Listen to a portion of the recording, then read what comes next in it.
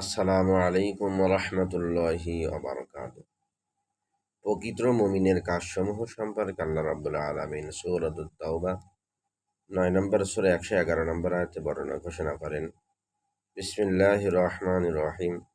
ইন্নাল্লাহা আশতারা মিনাল মুমিনিনা আনফুসাহুম ওয়া আমওয়ালাহুম বিআন্না লাহুমুল জান্নাহ ইউকাতিলুনা ফি সাবিলিল্লাহি ফায়াকতুলুনা ওয়া ইউকতালুন ওয়া'দান আলাইহি হাক্কান ফিত তাওরাতি ওয়াল ইনজিলি ওয়াল কুরআন ومن أوفى بعهده من الله فاستبشروا ببيعكم الذي بايعتم به وذلك هو الفوز العظيم।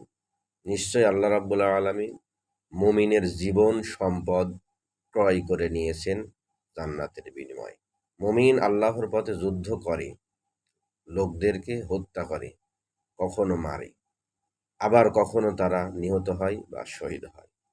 এই সমস্ত অঙ্গীকার আল্লাহ রাব্বুল আলামিন তাওরাত, ইনজিল, কোরআনে বর্ণনা করেছে।